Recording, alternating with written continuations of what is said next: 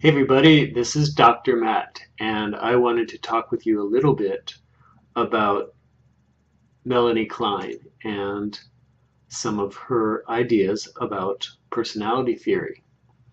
For many people, Melanie Klein can be elusive, hard to understand. There's often the concern that she is speaking in a language that seems incomprehensible, and also there's an idea that her understanding of infants seems to be very far-fetched. In other words, how could she possibly come to understand that infants had these very bizarre or very extreme ideas of their environment and so on. So with that said, there's also an enormous appreciation of Melanie Klein as one of the first truly relationally oriented psychoanalysts, in that she, as an early object relationist, felt that the relationship between the infant and the care provider, and later the adult to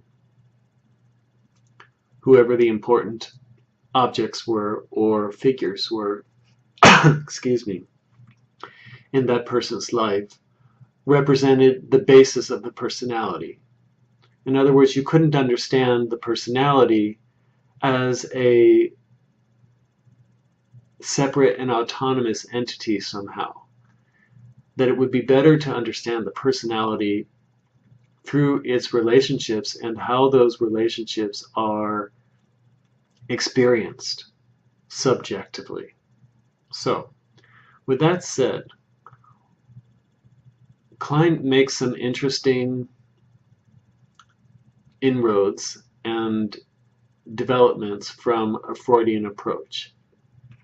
And in particular, she is considerably more concerned with the life of the mother and the infant, and also, I would say, the early care providers. So that includes mothers, fathers, whoever is caring for the infant.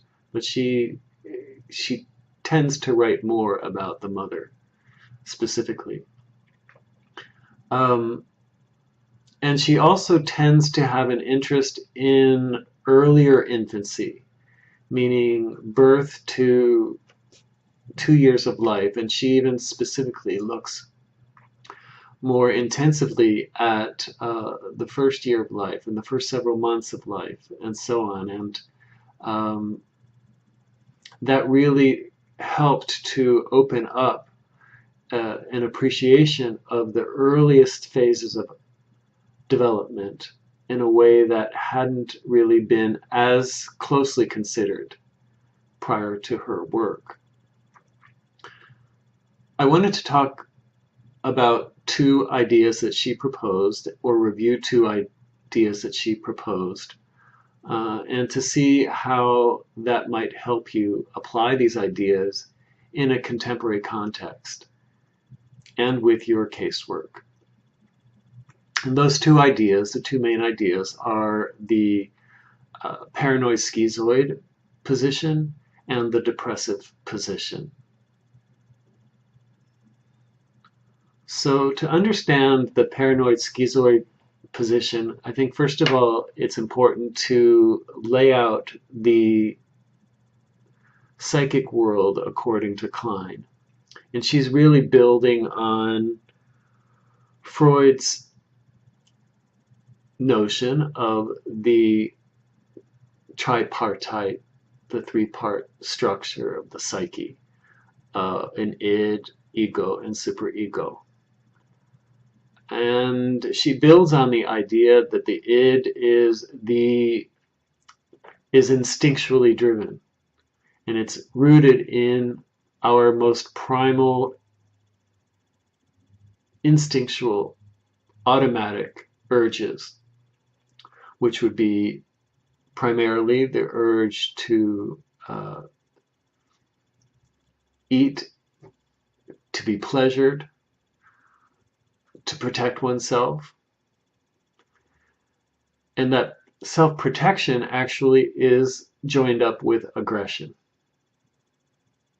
So the two main instincts that Klein focuses on building on Freud are aggressive instinct and life instinct.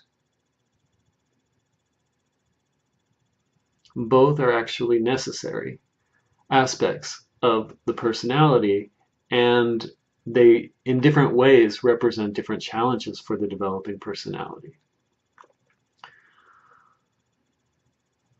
So in the paranoid schizoid position, Klein is suggesting that in early infancy, and she suggests that the paranoid schizoid position is at its height in the first 3 to 4 months of life.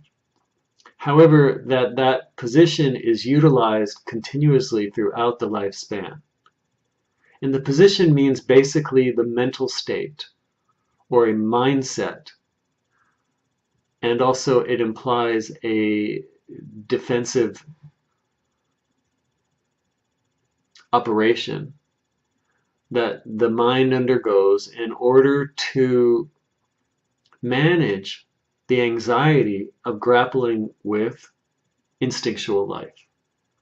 So for example, if a child is hungry and is painfully aware of a need to be breastfed or for milk or for sustenance, the child may feel unable to tolerate the pain and the aggression, the anger that comes with being hungry and needy and so on, and then may project that pain out onto the environment. And the environment in this case is understood as the mother, the mothering world, the world around the infant.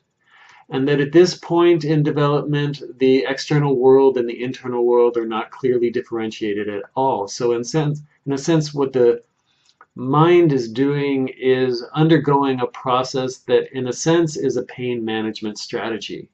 It helps to distance the subjective experience of pain, which is experienced through the ego, by pushing the experience of pain seemingly further away. So that's projection. An early experience of projection, and it's actually, Klein suggests that occurs through a defensive operation called splitting. So that the ego actually splits off a part of itself unconsciously and relieves itself of whatever tension is experienced by having that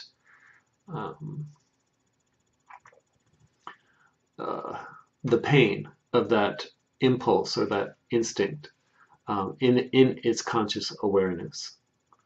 So then, however, what happens to that painful experience? It is now experienced as coming from the outside, as a persecuting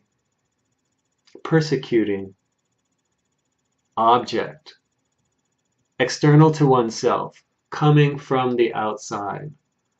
So that's the schizoid is the splitting, and the paranoia is the experience of something fearful or threatening coming from the outside. That's paranoid schizoid.